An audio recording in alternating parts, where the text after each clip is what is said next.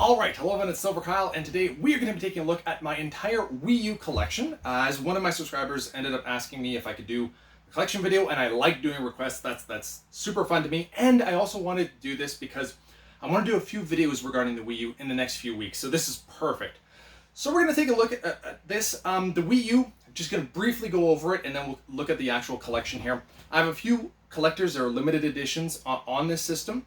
I really enjoyed my time with the Wii U. I know that, there's only like 4 families out there that own a Wii U in the whole world, but I really was one of them that enjoyed it.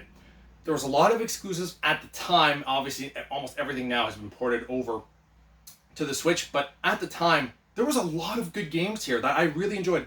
Clearly an underpowered console. I didn't really even like the gamepad. I did sometimes, but I would have much preferred to play games with a Pro Controller, which they eventually did have.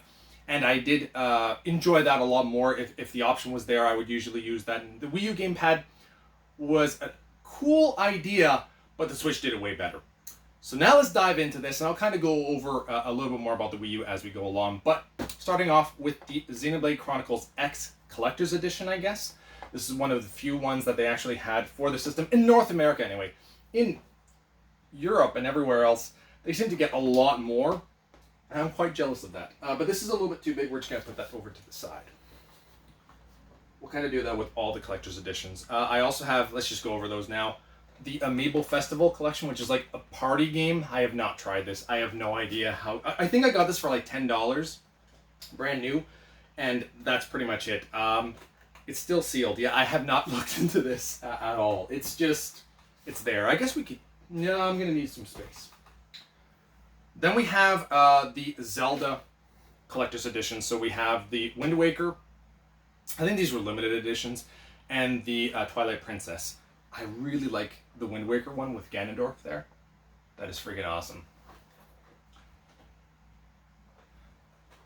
I still hope, though, that especially this year for the 35th anniversary for Zelda, that they end up, and this came with an Amiibo as well. The Ganondorf is not an Amiibo, which I prefer it that way. I don't even know if you can see all that. No, you really can't, but that's okay. There's some Zelda in the background. And now all the games.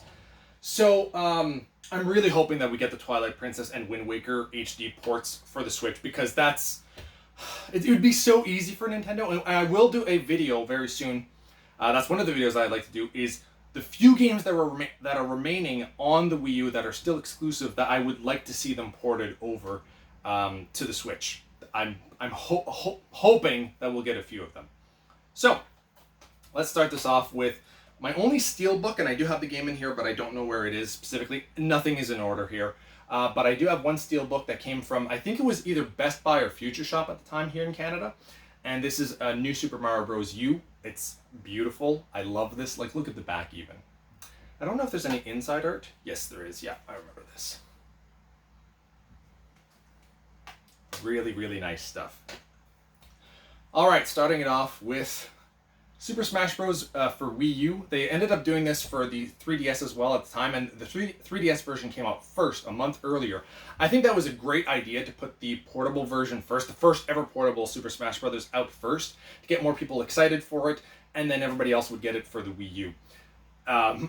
Obviously, it didn't do too well in terms of a Super Smash, but it still did really well for the console itself. And I thought that this was, it's Super Smash. It's a good fighter, but it's the same thing since Melee. To me, I know that there are differences, but I'm just not a massive Super Smash Bros. Fan. Other than when it first came out on 64, that blew me away. That is still probably my favorite version, even over Melee.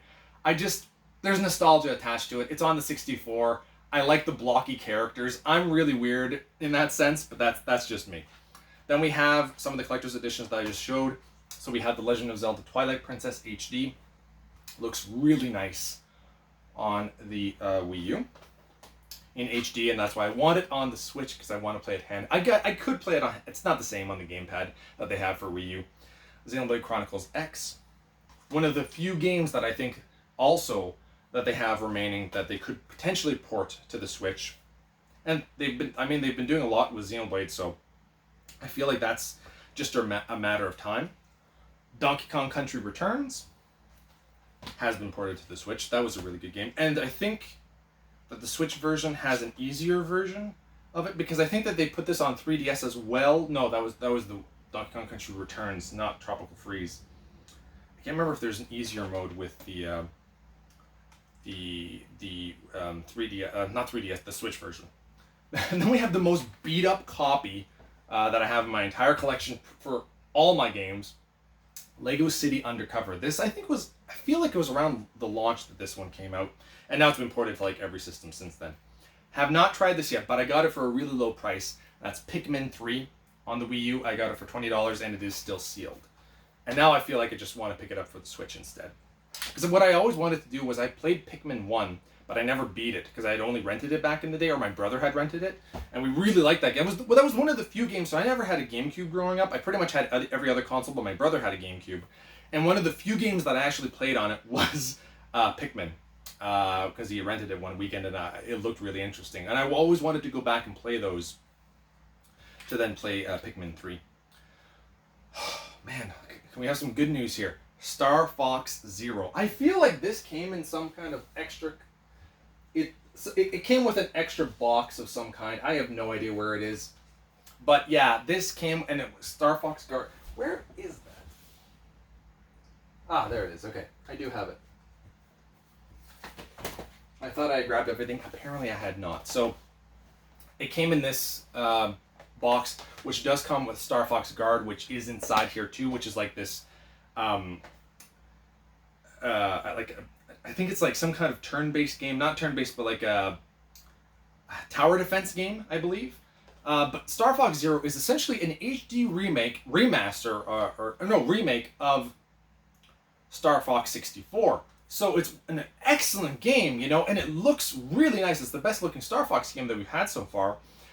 But you have to play everything in the cockpit on the gamepad. So you're not even looking at the TV. You're looking at the gamepad, and it's horrible. It's horrible controls. I do not want to play in the gamepad. I don't want to be playing with the gamepad because I'd rather look on the TV, and I don't want to be in the cockpit. That's not for me. I like, if the option was there, I would have done it once in a while, but for the most part, I would have much preferred playing this, you know, in the third-person view where you can see the R-Wing, and it's really unfortunate. Now, one of the best games on the Wii U, which is so weird, and it's an exclusive, and I think that this is one of the few exclusives that will not be ported to the Switch because it would be hard to do for a lot of the games, because you need the gamepad for it. And that is Nintendo Land. Just a bunch of mini games that are extremely fun. My favorites were the specific ones where you'd be teaming up. There's like Legend of Zelda Battle Quest. That one's a pretty darn good one. But it's the battling it out. So there's Mario Chase where you have to run around. One character has the gamepad and everybody else has the split screen to try to catch a character. And it's an insanely fun game. There's also Luigi's Ghost Mansion. So you're basically a ghost with the gamepad so you can see where you're going. And only in the light are you revealed to the other players. That's really fun. And finally, Animal Crossing Sweet Day, where you have one character that goes around and trying to catch everybody as they're eating a bunch of candy and getting really big and much slower. It's a blast. I really wish that Nintendo would make more games like this, like party games that have these kinds of modes in them. And if you know what they could totally release this and just have an online option. Because I would love to be able to play Mario Chase, Luigi's Ghost Mansion, Animal Crossing. That'd be so much fun. I wish that they would bring this. The other solo game, the solo games are just kind of okay. There's 6 of them. But it's really the battle it out. And even the team up, where you have Pikmin Adventure, Metroid Blast, and Legend of Zelda Battle Quest. Battle Quest was actually quite fun. Another game that I got for cheap for $10, Tank. Haven't tried this out yet. Same with Rayman Legends. I got this for when it was down to $20. It's still sealed. Haven't tried it out yet. I feel like this was what the game was actually made for, and then because of Xbox, they ended up having to not be able to put it out. The game was completely finished, and they were ready to start selling them, but because Xbox said, hey, we want a version of that as well, we had to wait, which was really unfortunate because the Wii U really needed games at that time. The Wonderful 101, which is kind of similar to Pikmin, I would say, now that this is on other consoles as well. I know it's on PlayStation. Is it on Xbox? I'm not 100% certain. Zombie U. I got this for $30 at the time when it was, normally going for 60, and I just haven't tried it yet. Super Mario Maker. I don't like creating anything, but I really like playing all the different versions. And it's essentially like having like a bunch of Mario levels all the time, but it's not made by Nintendo. So they're a lot hard. I mean, it doesn't have the same vibe to it, but like if you really like hard levels and challenges and you like Mario games, I mean, this is right up your alley. And now they do have the Super Mario Maker 2 on the Switch. Yoshi's Woolly World. I really enjoyed this game. This was a lot of fun. I haven't dived into the sequel yet on Switch, but this is like, it's really cute. It's not really challenging too much, but I still had a really fun time with this. And it is co-op as well. New Super Mario Bros. U, which I already showed the steelbook for. This, I'm trying to think. I would probably say that this is my favorite of the bunch for the new Super Mario Bros. Games. Yeah, I would probably say that it's my favorite, and they have ported this over to the Switch as well. And my most viewed video on YouTube, at this point in time anyway, with 70,000 views, is my unboxing of New Super Luigi U. Why? I have no idea. I think it's the white background, natural light, and colorful, and I think I put them side by side. I don't know, whatever it is, it ended up getting the most views. So this is essentially the same as New Super Mario Bros. U, but you're limited on the time. So you have a lot less time, and you do have one extra character that's kind of invincible. They can't die unless, I guess they can still fall and die that way, but they literally cannot die from enemy attacks, I believe. And yeah, it's just a much faster paced version of the other one. Legend of Zelda Wind Waker. Look at the shininess of this. This is another one that looks absolutely beautiful. And they did have the quality of life improvement for when you're sailing. So that was the difference in that one. Down to the last few games here. Mario Kart 8. I had a blast with this. I'm still having a blast with this on the Switch. I really want a Mario Kart 9 though. Like, as much as I love this game, I really want a sequel to it. Game & Wario. I didn't really have a fun time with this. There's really not that many mini games to begin with, and they weren't fun. It's too bad because I feel like I just don't think that Game & Wario, like the Wario games, like the mini games, yeah, they're not for me. One that I just recently picked up because I wanted to do it for a video, specifically like my Wii U Collection and another video that I'm going to be doing, is Paper Mario Color Splash. It's still sealed. I've heard mixed reviews on this. I mean, Paper Mario it doesn't seem to be the same thing as it was, when it first came out on the GameCube and 64. So, but it kind of looks like I would probably give this a try. Then I also have Kirby and the Rainbow Curse. This is kind of cool. They made a version of this on the DS where you use the little pen there to move Kirby around, basically in the sense of creating these lines that Kirby will then follow. And it's the same idea on the gamepad. And I feel that they could do that for the Switch as well. Because, you'd have to play it in handheld, but that's fine. Super Mario 3D World. This was our closest thing to a 3D environment Mario game, but it's multiplayer. And as fun as it is and chaotic as it is when you have 4 characters running around, it's still nothing like Galaxy or Odyssey. Like, it's too bad that we didn't get a full-blown Mario game, Super Mario game, on the Wii U. Super Mario Maker, it's just the box that it came in.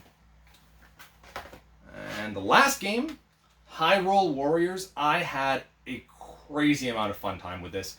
It is co-op as well. One person will be able to play on the gamepad and one person will be able to play on the TV. Which is kind of cool because then you don't have to split screens or anything like that, but I would have preferred to not play on the gamepad because the gamepad is okay. It's 480p, I believe, and it's just not the clearest thing. It was a novelty in 2013, but at this point in time, I think the Switch is just way better because it's so much clearer. It's much more comfortable than the gamepad is as well, and I like the option of being able to play on the TV. But yeah, Hyrule Warriors, great game. I have not played the sequel yet. I do have it, but this one was a blast. And I might double dip because I did really enjoy playing this game and beating it. So there you go. That's everything for my Wii U collection that I have. There's not really anything else that I'm really looking for. There's a few here and there that I'm thinking of potentially getting, but nothing that's really saying, oh, I need that for my collection ASAP. But let me know in the comments below what your favorite game on the Wii U was if you had one, and if there's anything that I'm missing. So thank you all for watching. You have been bearded in. Beardage.